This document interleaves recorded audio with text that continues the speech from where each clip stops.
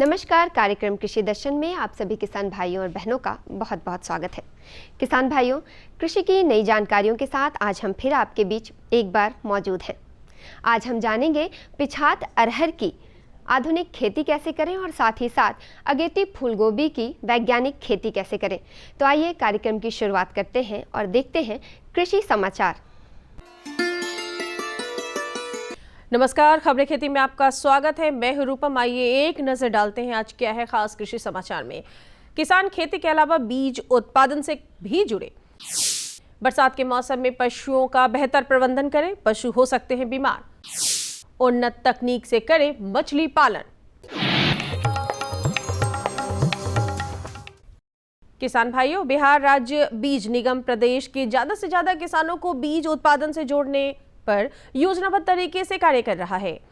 अब तक 2833 किसान निगम से बीज उत्पादन के लिए पंजीकृत हो चुके हैं। निगम द्वारा इन किसानों से बीज खरीदे जा रहे हैं और बदले में राशि का भुगतान सीधे किसानों के बैंक खाते में हो रहा है। पिछले दिनों राजधानी स्थित बामेती के सभागार में आयोजित बिहार राज्य बीज निगम लिमिटेड के 45वें स्थापना दिवस कार्यक्रम संपन्न हुआ। इस अवसर पर सर्वश्रेष्ठ बीज उत्पादकों को पुरस्कृत किया गया ताकि प्रदेश के अन्य किसान भी बीज उत्पादन से जुड़ सके। किसान भाइयों, पशुपालन ग्रामीण अर्थव्यवस्था में अतिरिक्त आय का एक लाभप्रद जरिया है, लेकिन ऐसा तब होगा जब आपके पशु स्वस्थ रहेंगे। खासकर अभी बरसात के मौसम में पशुओं में खुरपका और गला घोटू बीमारियों का संक्रमण काफी बढ़ जाता है। समय पर पशुओं का टीकाकरण करवाना अति आवश्यक है, इसका सही बचाव होगा। टीकाकरण से पशुओं में संक्रमण से होने वाली अनेक बीमारियों की समय पर रोकथाम की जा सकती है। खुरपका रोग छोटी उम्र के पशुओं में जानलेवा भी हो सकता है। इस रोग का फैलाव पशुपालन को आर्थिक हानि पहुंचाता है, क्योंकि पशुओं में दूध देने की क्षमता काफी घट जाती है। इसी तरह मौसम में परिवर्तन के कारण पशुओं में रोगों से लड़ने की क्षमता कमजोर हो जाती है, जिससे पशु गलाघोंटू रोग के गिरफ्त में आ जाते हैं। पशु सुरक्षित रहें, पशुपालकों की आय में बाधा न हो, इसके लिए जरूरी है पशुओं को HSV-Q और FMD का टीका मानसून शुरू होने से पहले लगवाएं।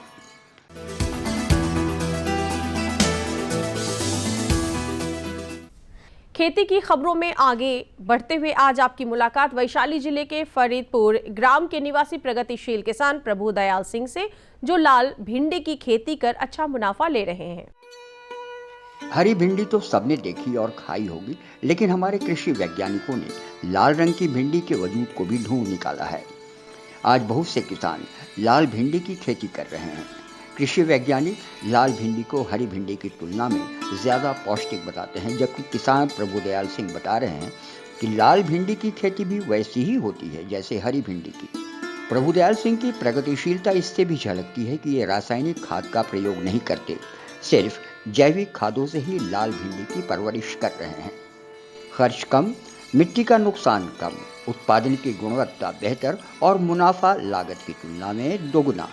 दरअसल केंद्र सरकार और राज्य सरकार भी किसानों की समृद्धि के लिए हर संभव प्रयास कर रही है। लगातार अधिक उत्पादन वाली प्रजातियों की खोज हो रही है।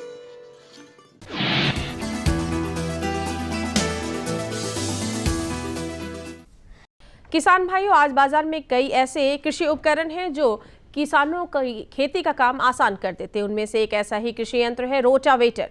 रोटावेटर ट्रैक्टर के साथ कार्य करने वाला यंत्र है, जिसका उपयोग मुख्य रूप से बीज की बुवाई के समय किया जाता है। किसान भाई अगर अपने खेतों में रोटावेटर का इस्तेमाल करते हैं तो इससे मिट्टी के स्वास्थ्य में सुधार आता है। इसके अलावा इसके उपयोग से समय के साथ साथ लागत और ईंधन की भी काफी बचत होती है। मत्स्य पालक किसान भाइयों, पंगेसियस मछली के बीज संचय का समय आ गया है। अभी आप तालाब में बीज संचय सुनिश्चित कर सकते हैं और सबसे पहले नर्सरी में बीज डालें। नर्सरी में बीज डालने का संचय दर प्रति एकड़ 2 से 3 लाख है। 25 से 30 दिनों तक नर्सरी में बीज संवर्धन के बाद मछलियां लगभग 20 ग्राम की हो जाएगी, तब इन्हें बड़े तालाब में डालें। पंगेसियस मछली पालन की और जानकारी दे रहे हैं हमारे मत्स्य वैज्ञानिक। अभी पंगेसियस मछली का बीज संचय का समय चालू है, क्योंकि टेम्परेचर ब्रेक हुआ है। अभी किसान बंधु अपने तालाब में बीज का संचय ये कर दें, सुनिश्चित कर लें और सबसे पहले वो नर्सरी में बीज डालें। नर्सरी में बीज डालने का जो संचय दर है नर्सरी में, वो आप 2 लाख से 3 लाख तक प्रति एकड़ के दर से वो उसमें डाल सकते हैं। किसान भाइयों, अमरूद एक पौष्टिक फल है, इसलिए अमरूद को गरीबों का सेब भी कहा जाता है। पिछले कुछ वर्षों से अमरूद की खेती सालों भर की जाने लगी है। सालों भर खेती का मतलब सालों भर आमदनी होना, इसलिए अगर उन्नत प्रभेद से अमरूद की खेती की जाए तो किसान भाई इससे अच्छी आमदनी ले सकते हैं। इलाहाबाद सफेदा, लखनऊ 49 अर्का, अमूल्या अर्का, मृदुला अर्का, किरण आदि प्रभेदों को कृषि वैज्ञानिक उन्नत प्रभेद मानते हैं। आइए अब एक नजर डालते हैं मंडी के ताजा भाव पर। राजधानी पटना सहित प्रदेश के विभिन्न मंडियों में आज सब्जियों के ताजा भाव कुछ इस प्रकार रहे। भिंडी 2500 रुपये प्रति क्विंटल, बैगन 3000 रुपये प्रति क्विंटल, नेनुआ 2000 रुपये प्रति क्विंटल, परवल 3000 रुपये प्रति क्विंटल। और चलते चलते किसान भाइयों, आप देखिए मौसम का मिजाज और अपनी खेती का खाका खींचिए। राज्य में मानसून एक बार फिर सक्रिय हो गया है। मौसम विभाग के मुताबिक राज्य के कई जिलों में गरज के साथ बारिश होने की संभावना है। राजधानी पटना का अधिकतम तापमान 35 डिग्री सेल्सियस एवं न्यूनतम तापमान 27 डिग्री सेल्सियस तक बने रहने की संभावना है। तो किसान भाइयों, अभी आपने कृषि समाचार के माध्यम से जाना कृषि की नीतियां, सूचनाएं, मंडी भाव और मौसम का हाल। यहाँ पे लेंगे एक छोटा सा विराम के बाद हम जल्द हाजिर होंगे। आप बने रहे हमारे साथ। अरे भाई, सुना नहीं क्या? केसीसी ने किसानों का जिंदगी बदल दिया है। देश के छोटे किसान 1,60,000 रुपये तक का कर्ज बिना किसी गारंटी को ले पाएंगे। ब्याज खोरों से भी पीछा छूटा। मैं तो जैविक खेती का पूरा सामान मंगा लिया। केसीसी का भी कोई दबाव नहीं है। ब्याज चुकाने के लिए पूरा 1 साल मिलता है। समय पर भुगतान करने पर केवल 4% के सालाना ब्याज पे लोन मिल गया मुझे। अपना आधार कार्ड, लेटेस्ट फोटो और जमीन के कागजात लेके अप्लाई करो बस। और नामांकन भरने के लिए जेब भी ढीली नहीं करनी पड़ी।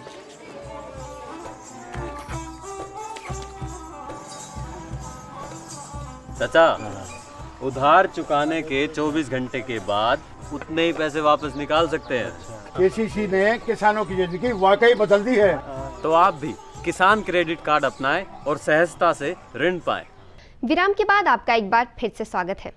हमारे रोजमर्रा के भोजन में दाल का महत्वपूर्ण स्थान है और अगर बात करें अरहर दाल की तो ये स्वाद और सेहत दोनों के लिहाज से काफ़ी महत्वपूर्ण है।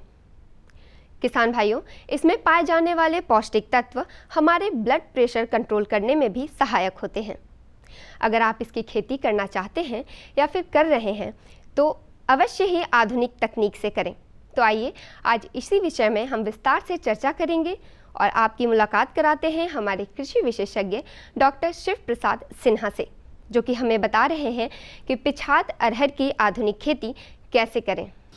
किसान भाइयों, कृषि दर्शन के इस अंक में आपका स्वागत है। किसान भाइयों, हम चर्चा करते हैं आज दाल की। चूँकि दाल रोटी एक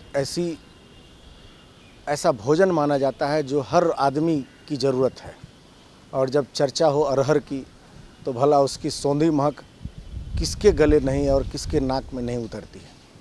पिछात अरहर की खेती के बारे में बात करते हैं। अरहर कि अब पिछात अरहर की खेती कैसे हो सकती है, क्या क्या उसमें सावधानियां बरतनी चाहिए, कैसे अरहर की खेती में कौन कौन से उपयोगी चीज़ हैं जिन पे लोगों को, हमारे किसान भाइयों को उसमें सावधानियां बरतनी चाहिए। इस विषय पर बात करने के लिए हमारे साथ मौजूद हैं भोला पासवान शास्त्री महाविद्यालय पूर्णिया के सस्य विज्ञान के विभागाध्यक्ष डॉक्टर SP सिन्हा। डॉक्टर साहब, आपका हमारे इस कार्यक्रम में स्वागत है।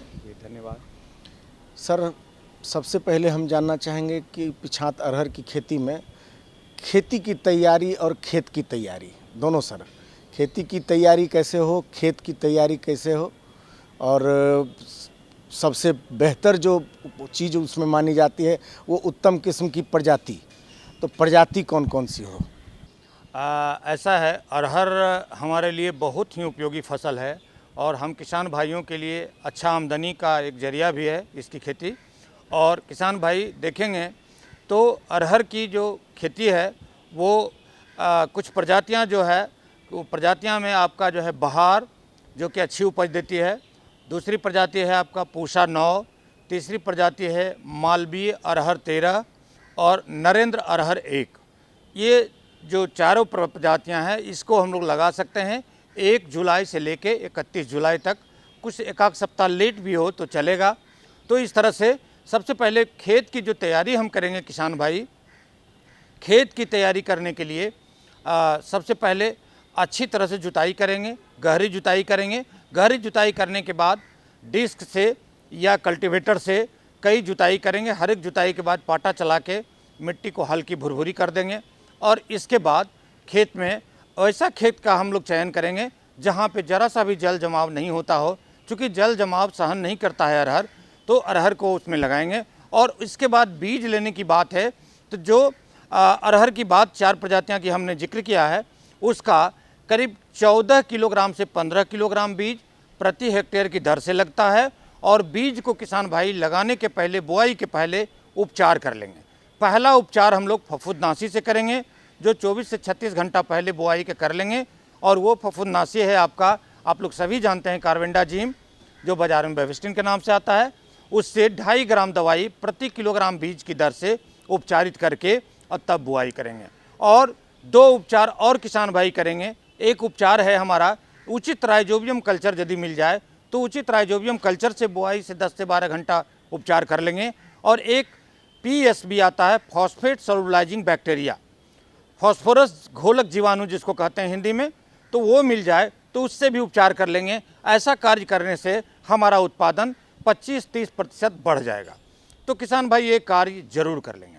और इसके बाद पिछात अरहर की जो प्रजाति है, वो पिछात अरहर की 2 प्रजाति है, जिसको हम लोग, एक पूषा 9 है जिसको हम लोग पिछात लगा सकते हैं, और एक सरद है जिसका DA11 भी कहते हैं। वो दोनों को हम 25 अगस्त से लेके 15 सितंबर तक उसकी बुआई करते हैं। और जो पिछात अरहर की जो बुआई करते हैं उसका कतार से कतार की दूरी 45 सेंटीमीटर रखते हैं और पौध से पौध की दूरी 15 से 20 सेंटीमीटर रखते हैं। सर, किसी भी फसल में अब उर्वरक प्रबंधन बहुत महत्वपूर्ण चीज़ आता है। वैसे दलहन में आमतौर पे ये माना जाता है कि दलहन की खेती हमारे खेतों की उर्वरा शक्ति को मजबूत करने के लिए लगाया जाता है। लोग जहाँ जिस फसल में कहीं भी फसल बदलने में अरहर का प्रयोग ज़्यादा होता है, खास करके खेत को अगर मजबूत करना है। लेकिन फिर भी उर्वरक प्रबंधन के बारे में हम, और खरपतवार नियंत्रण, खरपतवार का प्रबंधन, दोनों पर हम आपसे राय लेना चाहेंगे सर। ऐसा है किसान भाई, उर्वरक प्रबंधन पर तो खास ध्यान रखने की ज़रूरत है। अच्छी फसल जब हमको लेनी है तो उर्वरक प्रबंधन पे खास ख्याल रखना है। तो अरहर के लिए हमको जो है 20 किलोग्राम नेत्रजन और 40 से 45 किलोग्राम स्फूर की ज़रूरत पड़ती है। और चूँकि अरहर जो है गहरी जड़ वाला फसल है, इसमें पोटास की ज़रूरत नहीं पड़ती है, तो ये 2 देंगे। तो यदि हम DAP का इस्तेमाल कर दें तो DAP 100 किलोग्राम प्रति हेक्टेयर की दर से बुआई से पूर्व यदि मिट्टी में मिला देते हैं तो निश्चित रूप से हमारा उर्वरक प्रबंधन हो जाता है। और वैसी मिट्टियाँ जहाँ पे गंधक की कमी हो तो वहाँ पे हम लोग SSP का इस्तेमाल करें, या मान लीजिए SSP नहीं हो सके, DAP ही दिए हो, तो अलग से 20 किलोग्राम सल्फर प्रति हेक्टेयर की दर से बुआई के समय मिट्टी में मिला दें, जिससे हमारा उत्पादन बढ़ेगा। और यदि जिंक की कमी हमारी मिट्टी में है तो 25 किलोग्राम जिंक सल्फेट भी बुआई से पूर्व मिट्टी में मिला देंगे। और उसके बाद हम लोग उसका जुताई करके तब बुआई करेंगे। और ध्यान देंगे किसान भाई कि जब हमारा अरहर का फसल 60 दिन का हो जाए तो एक बार सूक्ष्म पोषक तत्व तरल आता है मल्टीप्लेक्स, उस मल्टीप्लेक्स का क्या करना है कि 1.5 लीटर प्रति हेक्टेयर की दर से 600-700 लीटर पानी में घोल के और उसका पर्णीय छिड़काव कर देंगे एक बार जब हमारा फसल 60 दिन का हो जाए तब। इसके बाद दूसरा उसका पर्णीय छिड़काव करेंगे जब हमारा फसल 90 से 100 दिन का हो जाए, तो एक पर्णीय छिड़काव और 1.5 लीटर प्रति हेक्टेयर की दर से 700-800 लीटर पानी में घोल के और उसका छिड़काव कर देंगे। इससे हमारा उत्पादन 25 से 30% बढ़ जाएगा। सर, अब बात आती है पौधा संरक्षण की, क्योंकि अंत में वही एक ऐसा तकनीक है जो किसानों को फ़ायदा और नुकसान दोनों पहुंचाता है। तो पौधा संरक्षण में क्या करना चाहिए? अरहर की पौधा संरक्षण की तकनीक क्या है, किस तरह से होनी चाहिए? जी किसान भाई, सारा जो सस्य प्रबंधन की बात हम लोगों ने कर लिया है। अब थोड़ा सा पौधा संरक्षण की बात हम लोग कर लें। जब अरहर हम लगाएंगे तो शुरुआती के दौर में देखेंगे कि पत्र लपेटक कीट एक होता है, उसका प्रकोप अरहर पे होता है। तो पत्र लपेटक कीट का जब प्रकोप हो जाए तो एक दवा है किसान भाई, इमिडाक्लोप्रिड। तो इमिडाक्लोप्रिड दवाई का आप जो है 1/2 ml 1 लीटर पानी में डाल के उसका पर्णीय छिड़काव कर देंगे तो पत्र लपेटक कीट का निदान हो जाएगा। इसके बाद किसान भाई जब फूल आने लगता है तो 4 कीटों का प्रकोप एक साथ होता है और चारों में ऐसा संबंध है कि एक साथ बुला के ले आता है। तो चारों कीट में एक तो जो है पॉड फ्लाई, एक पॉड बिभिल है, एक जो है फली छिद्रक है, मक्खी है और एक प्लू माउथ है। तो ये चारों कीट से बचाव के लिए और चारों का आना तय है जब हम अरहर की खेती करेंगे। तो किसान भाई 2 सावधानी रखनी है। एक कि जब हमारा 50% फूल आ जाए, 50% जब फूल आ जाए तब हमको इसको क्या करना है कि एक दवा है प्रोफेनोफॉस, उस प्रोफेनोफॉस दवा का 1.5 ml 1 लीटर पानी में डाल के और उसका पर्णीय छिड़काव कर देंगे। सर, समय अब हमें और अधिक प्रश्न करने की इजाज़त नहीं दे रहा है, चूँकि काफ़ी समय हो चुका है। लेकिन जो आपने जो इतनी अच्छी जानकारी दी अरहर की खेती के बारे में, इसके लिए बहुत बहुत धन्यवाद सर। तो किसान भाइयों, अभी आपने पिछात अरहर की आधुनिक खेती की जानकारी हासिल की। इसी के साथ आइए कार्यक्रम में आगे बढ़ते हैं और ऐसी ही कुछ और नवीन जानकारियां हासिल करते हैं। जैसा कि आप जानते हैं, अगस्त का महीना आ चुका है और फूलगोभी की खेती के लिए अभी का समय उत्तम है। अगर आप अगेती फूलगोभी की किस्मों के साथ खेती करना चाहते हैं तो अवश्य ही वैज्ञानिक तरीके से इसकी खेती करें। तो आइए आज इसी विषय में विस्तार से जानकारी हासिल करते हैं हमारे कृषि विशेषज्ञ डॉक्टर रणधीर कुमार से। नमस्कार किसान भाइयों, कृषि दर्शन कार्यक्रम में आप सभी का स्वागत है। किसान भाइयों, कृषि दर्शन कार्यक्रम में हम आपको नई नई जानकारियों से रूबरू करवाने के लिए हर समय तत्पर रहते हैं और इसी क्रम में आज हमारे साथ जो विशेषज्ञ हैं वो आपको जानकारी देंगे अगेती फूलगोभी की वैज्ञानिक खेती के बारे में। जी हाँ किसान भाइयों, अगेती फूलगोभी के बारे में जो जानकारी है हम आपके समक्ष पहुंचाना चाहते हैं, जिससे आप अगेती फूलगोभी की खेती करके अधिक लाभ कमा सकें। हमारे साथ अगेती फूलगोभी के खेती के बारे में बातचीत करने के लिए मौजूद हैं डॉक्टर रणधीर कुमार, जो वरीय वैज्ञानिक है उद्यान कृषि अनुसंधान संस्थान पटना में जो कार्यरत हैं।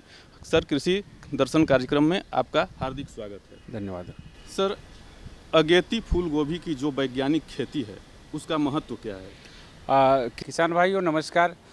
आज के युग में जब फूलगोभी की खेती की बात करते हैं तो हम बात करते हैं सिर्फ पैसा कमाने की।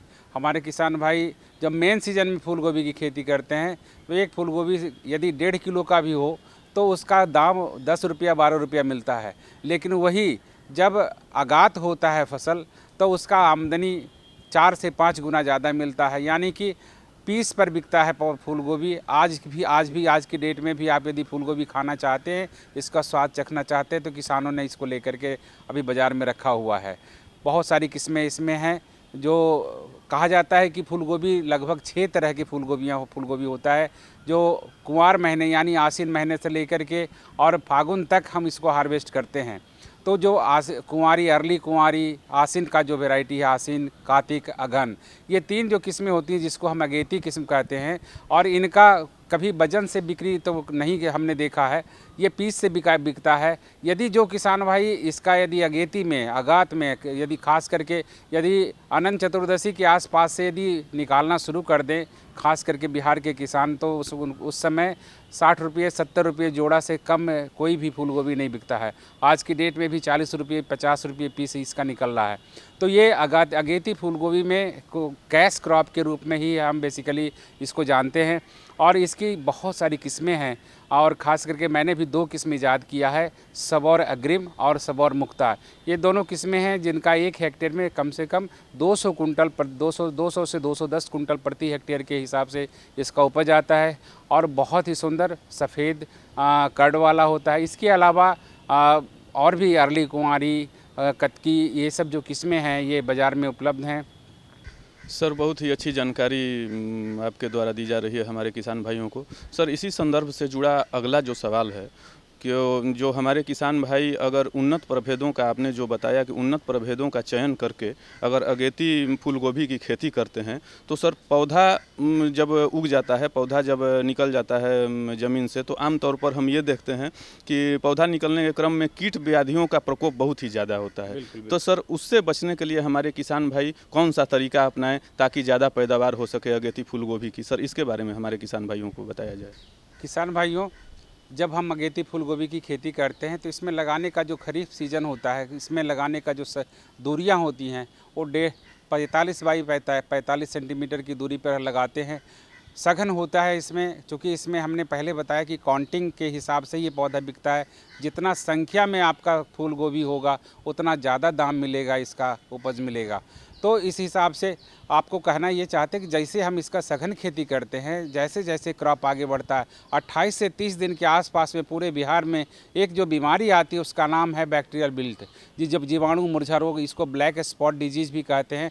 इसमें क्या होता है कि किसान भाई जब खेत में जाते हैं, देखते हैं अचानक से कल पौधा ठीक था और आज तुरंत पूरा जड़ के पास से ही ये उलट जाता है, यानी ज़मीन में आकर के गिर पड़ता है और वो पौधा मर जाता है। तो ये बैक्टीरियल विल्ट डिजीज़ है। इसके लिए 2 दवाई हम रिकमेंड करते हैं, खास करके इसमें कासुगामाइसिन 3 ml प्रति लीटर 3 मिलीलीटर दवा प्रति लीटर पानी में घोलना है और उसी के साथ कॉपर ऑक्सीक्लोराइड, जो बाज़ार में ब्लू कॉपर, धानु कॉपर, ये सब दवाइयाँ नाम से मिलती हैं, इनका भी 2.5 से 3 ग्राम प्रति लीटर दोनों को एक साथ मिक्स करके आप इसका छिड़काव भी करें और साथ में ड्रेंचिंग करें। इससे जो है आपका पौधा बच जाएगा। दूसरा, एक बीमारी 40 से 45 दिन के आसपास में आता है। यदि बारिश हुई और पानी थोड़ा सा भी रुक गया खेत में, और तब क्या होता है, जैसे ही धूप निकलता है पौधा फिर उसमें बहुत ज़्यादा मरने की शुरू होता है, यहाँ पर भी मुरझान आता है, उसमें बिल्टिंग शुरू हो जाती है। तो ऐसे कंडीशन में हमें करना क्या है कि रीडोमिल गोल्ड करके दवाई बाज़ार में है, जिसमें मेटल एक्सिल 4% और मैंकोजेब होता है 40%। तो इस दवा का लेकर के और 2.5 से 3 ग्राम प्रति लीटर पानी में घोल करके इसको जड़ में डालना है। जैसे ही आप डालेंगे 2 दिन के अंदर पौधे सब स्वस्थ हो जाते हैं। इसमें बाद में जो परेशानियां हैं, जो कीड़े लगते हैं, आप देखते होंगे कि जब गोभी लेकर के बाज़ार से आते हैं, हमारी घर की महिलाएं जब उसे काटने बैठते हैं उसमें बड़ा बड़ा पिल्लू कीड़ा दिखाई देता है। तो ये डायमंड बैक मॉथ का इल्ली होता है। डायमंड बैक मॉथ के लिए नोवल यूरान दवा बहुत अच्छी है, इमामैक्टिन बेंजोएट। खास करके यदि खाने की चीज़ है तो यहाँ पर हम IPM से जो रिकमेंडेड दवाइयाँ हैं, औषधियाँ हैं, उनका ही इस्तेमाल करें। तो इसमें हम इमामैक्टिन बेंजोएट का इस्तेमाल कर सकते हैं, बाज़ार में M14 करके मिलता है। आप इसका इस्तेमाल 1/2 ग्राम पर लीटर पानी में घोल करके इसका छिड़काव कर सकते हैं। साथ ही साथ स्पाइनोसेड या फिर स्पाइनोटोराम, इसका 0.5 ml पर लीटर वाटर में घोल करके इसका छिड़काव करने से डायमंड बैक मॉथ का खात्मा हो जाता है, यानी आधा ml प्रति लीटर पानी में घोल करके कर सकते हैं। सर बहुत ही महत्वपूर्ण जानकारी आपने हमारे किसान भाइयों को प्रदान की। और सर इसी संदर्भ में अगर कोई जो खास संदेश हो जो हमारे किसान भाइयों के लिए महत्वपूर्ण हो ताकि वो अगेती फूल गोभी की खेती में लाभदायक सिद्ध हो सके, तो सर कोई खास संदेश हो तो उससे हमारे किसान भाइयों को आप अवगत करा दें। किसान भाई, मेरा बस एक संदेश है कि जब भी खेती करें तो सबसे पहले ऊंचा ज़मीन का चुनाव करें। ज़मीन ऊंचा होना चाहिए। 5% यदि स्लोप हो तो बहुत अच्छा है। बिचड़ा, स्वस्थ बिचड़ा, खास करके मच्छरदानी और या कोई लो टनल बना करके तैयार करें। स्वस्थ बिचड़ा होगा तो कहते हैं होनहार बिनवार के होत चिकने पात, जितना अच्छा बिचड़ा होगा उतना ही अच्छा बाद में उसके फूल लगेंगे। इसलिए शुरुआत में ही आप बिचड़ा सही से तैयार करें और जितने भी सावधानियां हैं उसको बिल्कुल सचेत होकर के तैयार करें। बाद में खेत में जो भी जिस तरह से हमने बताया है सावधानी लेकर के खेती करेंगे, निश्चित रूप से उत्पादन अच्छा मिलेगा। तो किसान भाइयों, उम्मीद है कि इस महत्वपूर्ण जानकारी से आप काफ़ी लाभ उठाएंगे और कृषि दर्शन कार्यक्रम में आने के लिए हम अपने विशेषज्ञ का हार्दिक धन्यवाद अर्पित करते हैं। बहुत बहुत धन्यवाद सर। आपको भी धन्यवाद। तो किसान भाइयों, आज की कड़ी में हमने आपको खेती की नवीन और विस्तृत जानकारियां दी। उम्मीद है इन जानकारियों के साथ आप उत्तम ढंग से खेती कर सकेंगे और अपने आमदनी में इजाफा कर सकेंगे। आज की कड़ी में बस इतना ही। अगले अंक में ऐसी ही कुछ नई जानकारियों के साथ आपसे फिर करेंगे मुलाकात। तब तक के लिए मुझे और कृषि दर्शन की पूरी टीम को दीजिए इजाज़त। नमस्कार।